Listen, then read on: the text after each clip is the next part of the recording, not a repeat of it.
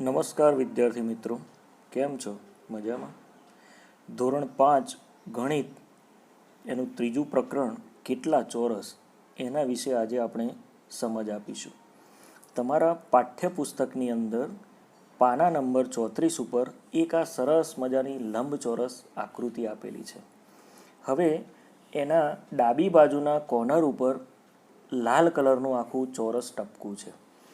બિંદુઓથી બનાવેલા કાગળ પરના લાલ ચોરસની બાજુ માપવાની છે. તો આ લાલ ચોરસ છે એ 1 બાય 1 સેન્ટીમીટરનું છે. તમારી ફૂટપટ્ટી વડે તમે માપશો તો તમને ખબર પડશે કે 1 બાય 1નું છે. હવે આવા 12 ચોરસ વળી, આ એક ચોરસ છે લાલ કલરનું, એવા 12 ચોરસનો ઉપયોગ કરવાનો. તો અલગ અલગ પ્રકારના કેટલા લંબચોરસ બને છે એ આપણે અહીંયા બનાવવાના છે. અને એના પછીનો બીજો પ્રશ્ન છે નીચે કે તમે કેટલા લંબચોરસ બનાવી શક્યા. તો આપણે એ પ્રક્રિયા હવે કરવાની છે કે એક ઉપયોગ કરી ચોરસનો ખાનાનો અને કેટલા લંબચોરસ બને છે. તો તમારી સામે એક મેં આના ઉપરથી આકૃતિ બનાવેલી છે. તો 5 લંબચોરસ બને છે, એ જ ખાનામાં બનાવી છે મેં. તમે પણ નોટબુકમાં પેન્સિલ વડે આ રીતે બનાવજો. પહેલાં ચોપડીની અંદર પાઠ્યપુસ્તકમાં બનાવજો અને પછી નોટમાં બનાવજો. તો આપણે આ જે બનાવી છે પ્રથમ આકૃતિ, બીજી, ત્રીજી, 4 અને 5 લંબચોરસ આકૃતિ મેં અલગ અલગ કલર વડે દર્શાવી છે. તો પહેલી જો યલો કલરની છે, બીજી છે ગ્રીન કલરની છે, ત્રીજી છે એ ભૂરા કલરની છે, ચોથી છે એ એશ કલરની છે અને પાંચમી છે એ ગુલાબી કલરથી મેં બનાવી છે. તો તમે કેટલા લંબચોરસ બનાવી શક્યા? તો એનો જવાબ થાય છે 5. પછી કયા લંબચોરસની પરિમિતિ સૌથી વધારે છે? તો લંબચોરસની પરિમિતિ હંમેશા એ લંબચોરસની કિનારીનું માપ હોય. તો તમે નજરથી જોશો તો કઈ આકૃતિ સૌથી મોટી દેખાય છે? તો હા, કે ગુલાબી કલરની આકૃતિ છે સૌથી મોટી દેખાય છે. તો એની મતલબ કે એની કિનારીનું માપ પણ સૌથી વધારે હશે. તો ગુલાબી આકૃતિની પરિમિતિ સૌથી વધારે છે.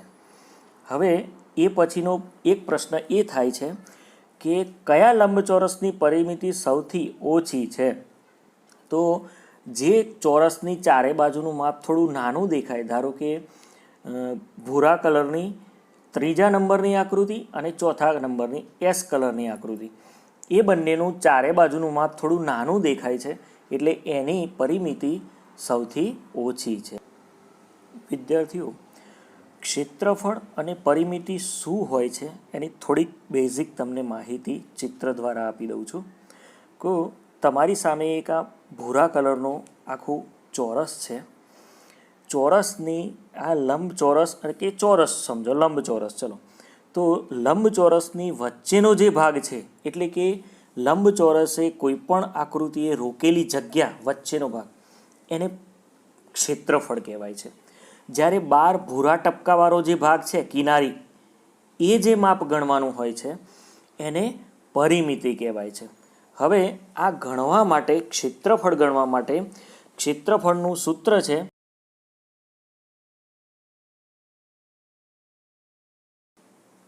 લંબાઈ ગુણ્યા પહોળાઈ. એનું સૂત્ર છે, એના ગુણાકાર વડે એ રોકેલી જગ્યાનું માપ ગણી શકાય છે. જ્યારે પરિમિતિ માટે અલગ હોય છે. ક્ષેત્રફળ હંમેશા એકમ, ચોરસ કે સેમી કે મીટરની અંદર મપાય છે.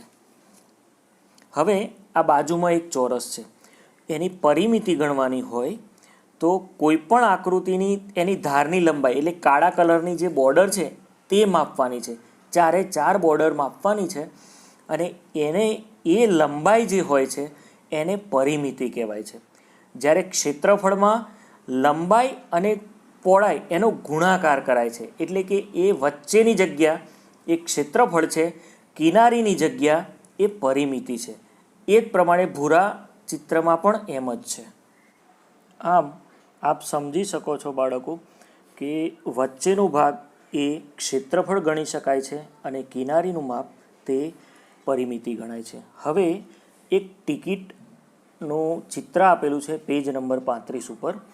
એમાં 1, 2, 3, 4, 5 અને 6 ટિકિટો અલગ અલગ આપેલી છે.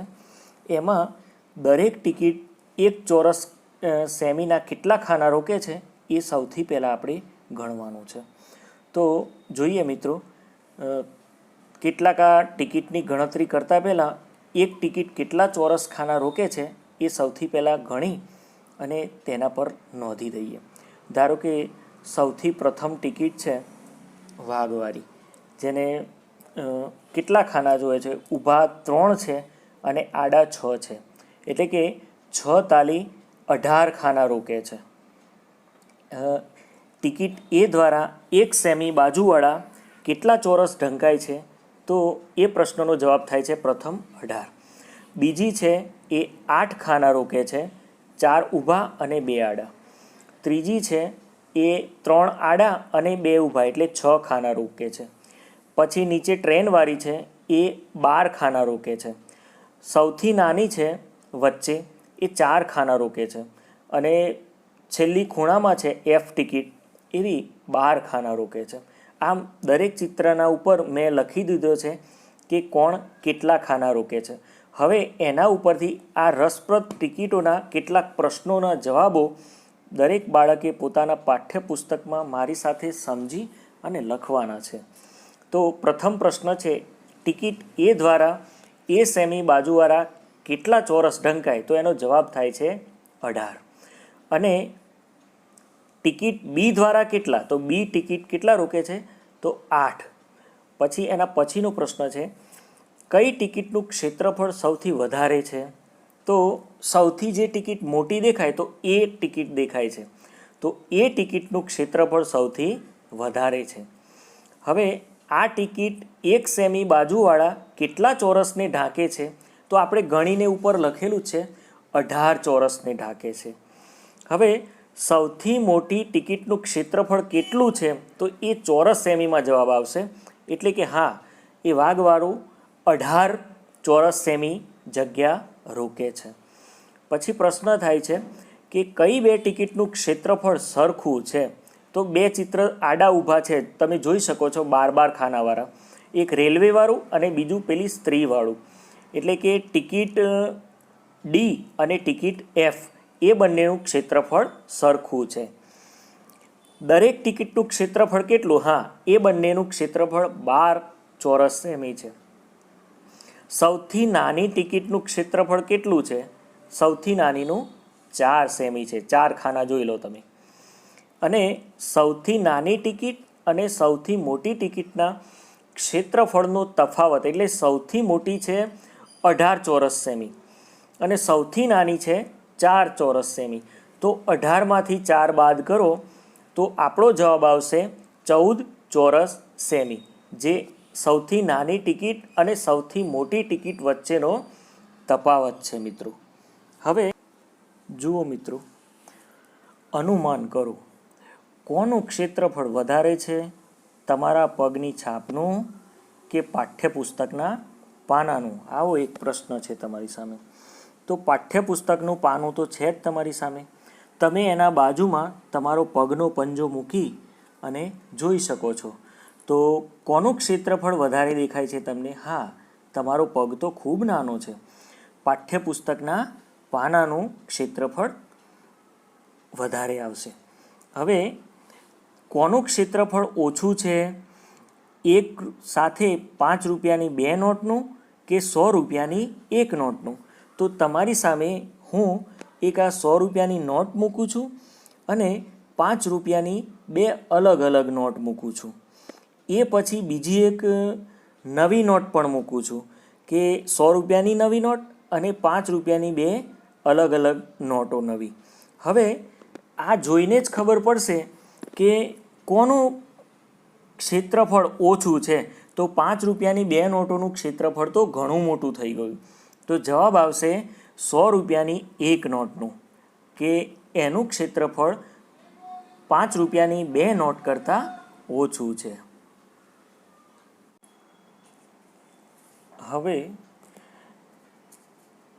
₹10ની નોટ જુઓ અને તેનું ક્ષેત્રફળ 100 ચોરસ સેમી કરતાં વધારે છે કે નહીં તેની ગણતરી કરવાની છે.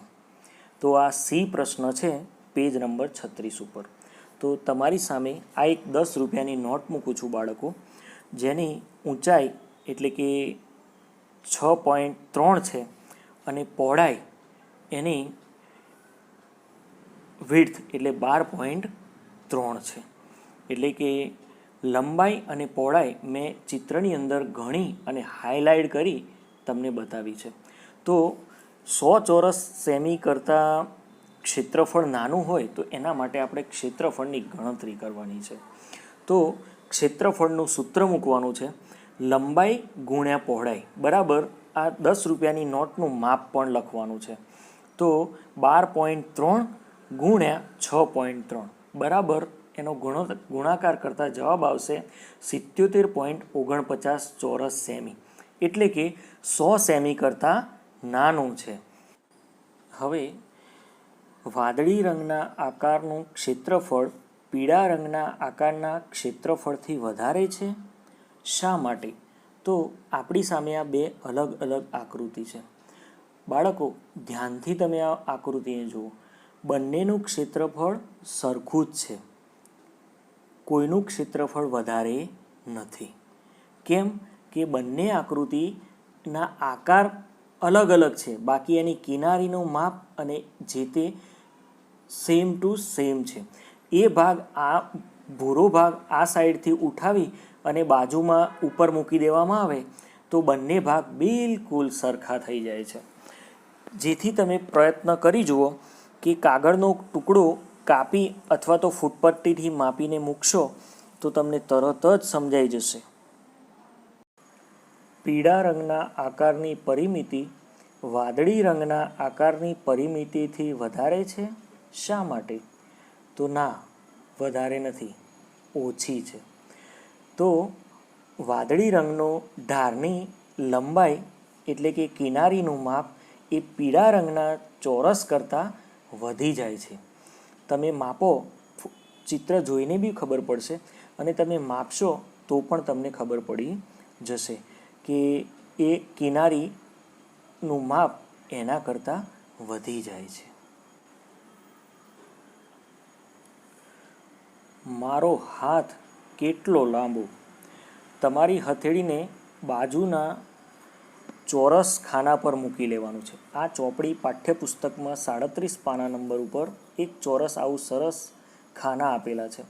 તમારે તમારો હાથ એના ઉપર મૂકી અને ચારે બાજુએ પેન્સિલ ફેરવી અને એક છાપ બનાવી દેવાની છે. અને એ બનાવી અને પછી આ રીતે આ જો બનાવી છે મેં એક આબેહૂબ. તમારી છાપ બની જાય પછી એની અંદરના આખા ખાના તમારે ગણી લેવાના કે તમારા હથેળીનું ક્ષેત્રફળ કેટલું છે, કેટલા ચોરસ ખાના તમારી છાપ રોકે છે. એ જ પ્રમાણે તમે તમારા પગનો પણ ઉપયોગ કરી શકો અને પગ મૂકી અને પગનું ક્ષેત્રફળ પણ શોધી શકાય કે આખા ખાના ગણી લેવાના છે અને અડધા અડધા બે ખાના એક ગણી લેવાનું છે. તો હાથ અને પગનું ક્ષેત્રફળ તમે શીખી શકો છો.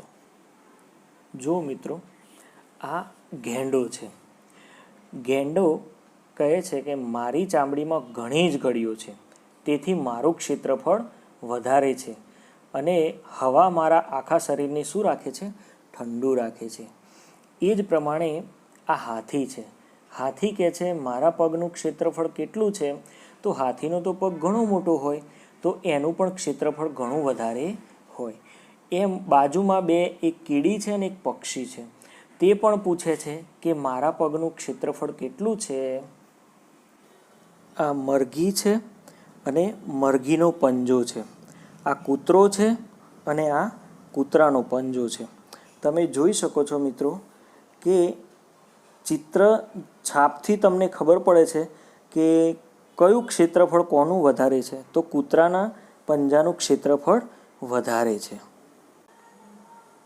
આ એક ચિત્ર જુઓ તમે અને સૂચના વાંચો કે ક્ષેત્રફળ ઝડપથી શોધવા માટે આ પ્રકારના મોટા ચોરસ અને લંબચોરસ બનાવો.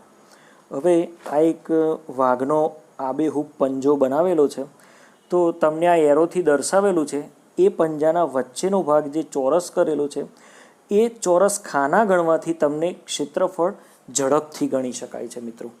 હવે એ જ પ્રમાણે અલગ અલગ વચ્ચેનો ભાગ અલગ અલગ ચોરસ ખાના ફૂટપટ્ટી વડે એક સરખા લીટી કરીને આ જુઓ વચ્ચેનો ભાગ હું કરું છું, એકદમ ચોરસ બનાવી દીધું, જેથી આડી અને ઊભી ખાના ગણી અને ગુણાકાર કરતાં એનું ક્ષેત્રફળ ઝડપથી તમે ગણી શકાય છે. એ જ રીતે આગળનું બીજું એક ડાબી બાજુનો યલો કલરથી ગણીને બતાવું છું. હવે એ પ્રમાણે તમારે આ બે પંજા જાતે ચિત્ર દોરી અને ગણવાના છે, જેથી તમને પ્રેક્ટિસથી આવડી જશે કે ક્ષેત્રફળ ઝડપથી કઈ રીતે ગણી શકાય.